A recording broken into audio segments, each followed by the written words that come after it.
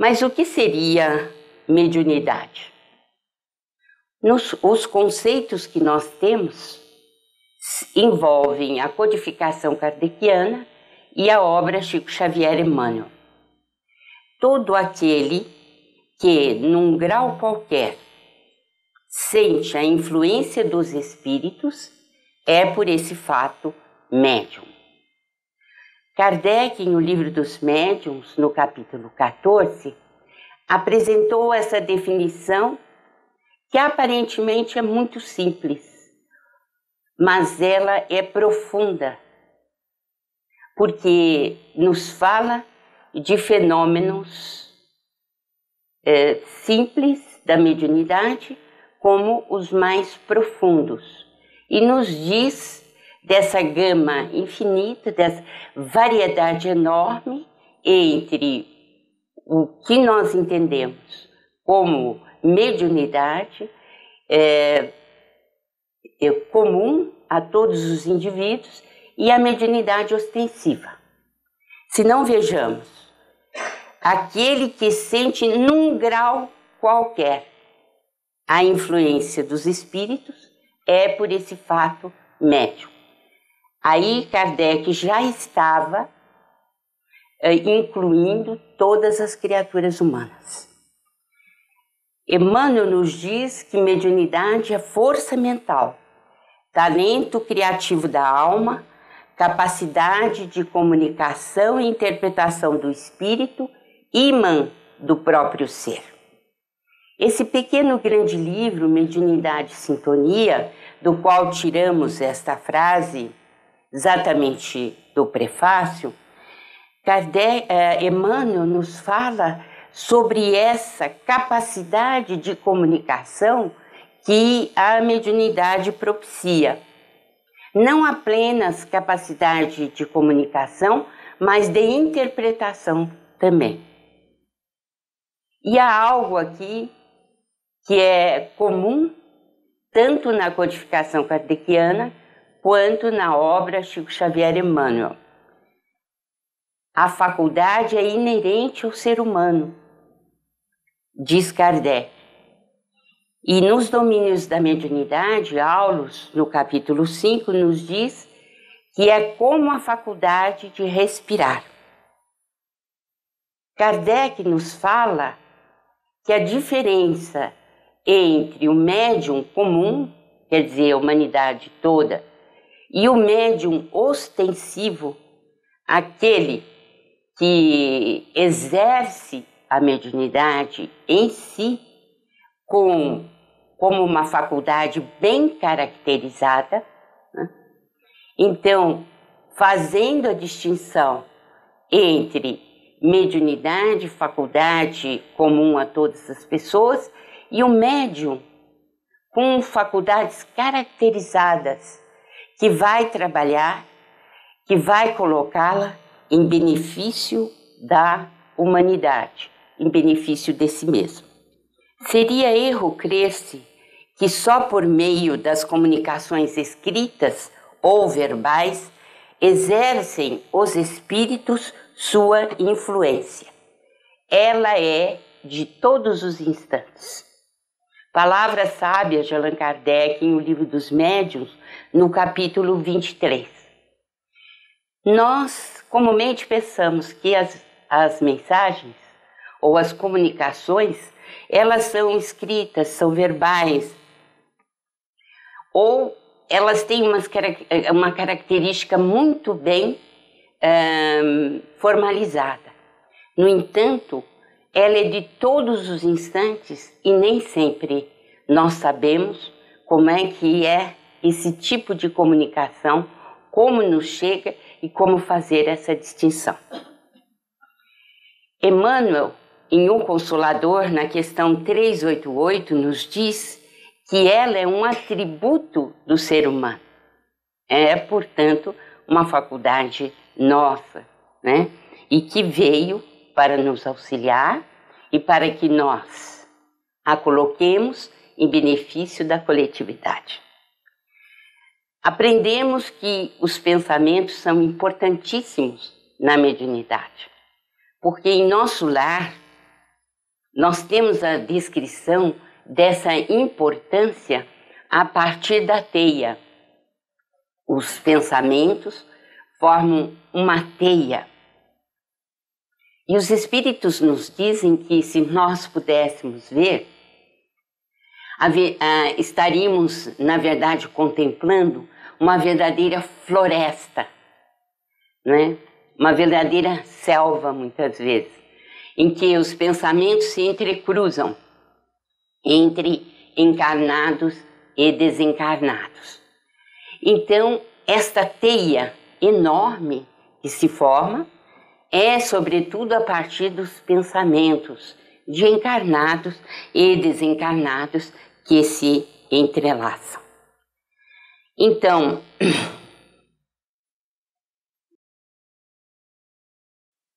é preciso fazermos a distinção entre mediunismo, mediunidade e especialização. O que nós entendemos por mediunismo? Ou que normalmente nos leva a pensar que exista uma distinção entre mediunismo e mediunidade. O mediunismo é a forma empírica da atuação da mediunidade. O que seria a forma empírica? A forma bruta, sem a lapidação moral. E a mediunidade seria a disciplina, a ação útil, a aplicação correta, em que a parte moral fosse realmente superlativa ou fosse aquela mais importante. Na mediunidade, é importante falar sobre especialização. O que é isso? Nós já ouvimos falar de pessoas que têm mediunidades especiais. Por exemplo, Peixotinho, né? Com mediunidade de materialização, mediunidade de efeito físico. Né? Madame d'Espérance, né? Enfim, Florence Cook, são médiums com especialização em efeitos físicos. Há outros com especialização em faculdades inteligentes, como, por exemplo, a psicografia, a psicofonia, né? E principalmente a psicografia, e no nosso país nós somos ricos em médiums psicógrafos, mas é uma especialização. Isso não significa que a pessoa vai ter exclusivamente, né, esse tipo de mediunidade. Ela pode ter outros tipos. No entanto, onde ela vai trabalhar melhor é naquele tipo especial ou carisma especial que ele tem. E por que é importante? O espírito Sócrates, no livro dos médiuns, nos diz que a especialização é importante para o melhor rendimento do médium. Muitas vezes há uma vontade de ampliar o tipo de faculdade e o médium se torna afoito. Ele deseja possuir mais mediunidades, mas diz o espírito que não há o rendimento necessário e muitas vezes o médium se perde pela vaidade. Então, a especialização é importante. Quando o médium se inicia, ele percebe nitidamente que ele vai ou para a psicografia, ou para a psicofonia, ou para outro tipo de especialidade, por exemplo, de cura, né? Está muito mais ligado à magnetização, às energias radiantes e assim por diante. Então, cabe ao diretor dos trabalhos do Centro Espírita sempre aconselhar para que os médiuns se atenham às suas especialidades, a fim de que eles se sintam ou possam ser mais úteis. André Luiz, em Evolução em Dois Mundos, no capítulo 17, nos traz um lembrete muito importante. Ele diz assim: nem sempre a mediunidade vai ser empregada, né, como recurso em determinadas instituições, mas ela vem para o aprimoramento da personalidade. E isso é muito importante, porque nós sempre ligamos a mediunidade, né, à tarefa ou ao desenvolvimento de uma determinada tarefa. No entanto, os espíritos nos chamam a atenção para esta coisa interessante, boa e útil que a mediunidade tem, que é de aprimorar a nossa personalidade. Por quê? Porque à medida que nós vamos compreendendo, não é, os benefícios que a mediunidade traz, nós nos abrimos como espíritos para outras realidades e estamos muito mais desenvolvidos no sentido de aprimorar mesmo a nossa personalidade. Nós nos esforçamos mais para isso. Então, é importante para nós lembrar que nem todo mundo vai desenvolver a mediunidade em centro espírita ou vai colocá-la para determinada tarefa. Bem, nós falamos aqui, todos nós somos médiuns, todos, indiferentemente que estamos aqui nesta sala, somos médiuns. No entanto, falamos também em médium ostensivo, que é aquele que tem uma mediunidade, como diz Kardec, bem caracterizada, que é capaz, né, de desenvolver essa faculdade e de aplicá-la convenientemente em benefício da humanidade, ou em benefício próprio, não se sabe a utilidade que a pessoa vai dar. Mas o que faz o médium ostensivo? Se todos nós aqui somos médiums, por que existem médiuns ostensivos? Kardec, em todo o livro dos médiuns, e aliás em todos os livros da codificação, nos diz que a mediunidade, ela depende, né, do perispírito e da organização física. Então, onde nós vamos buscar a resposta para a questão do médium ostensivo, daquele que tem mediunidade bem caracterizada? Sem dúvida nenhuma, nós vamos buscar no perispírito e no corpo físico, porque aí tem alguma coisa de diferente que faz do médium, não é, alguém com características de trabalho ou de tarefa. Emmanuel nos diz, na questão 383, que a mediunidade alarga a janela acanhada dos 5 sentidos. E é interessante porque Lamennais, em O Livro dos Médiuns, nos fala que o perispírito, ele promove a perfectibilidade dos sentidos. Isto às vezes não é muito lembrado por nós, mas é importantíssima essa lição, né? Tanto deste que nos fala do alargamento da janela dos 5 sentidos, como do estudo do perispírito, pois é ele quem, em última análise, aperfeiçoa os nossos sentidos. E a mediunidade, então, seria um aperfeiçoamento dos nossos sentidos? Nós vamos ver ao longo desse contato que estou tendo com vocês, que é uma verdade. A mediunidade alarga a janela dos 5 sentidos, ela busca a perfectibilidade dos sentidos, portanto, a perfectibilidade do próprio perispírito, né? É por isso que os santos, em sua grande maioria, são médiuns. Por que eles são médiuns? Porque existe uma depuração natural do perispírito. Neles, esse perispírito, o corpo espiritual, já tornou-se de tal maneira sensível, né, que eles são capazes de detectar o mundo espiritual de diferentes maneiras. Nós vemos que os santos, na sua, como eu disse, na sua imensa maioria, né, apresentam mediunidades variáveis, né?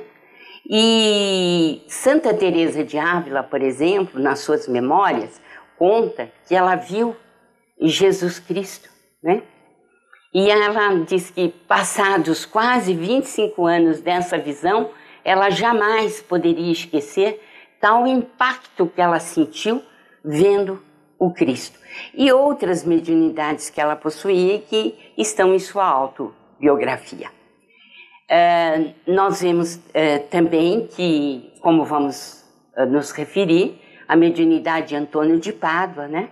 E Santo Antônio e Santo Afonso de Ligório, quando eles tinham eles que tinham a possibilidade de desdobramento ou a possibilidade de bicorporeidade, como veremos mais adiante.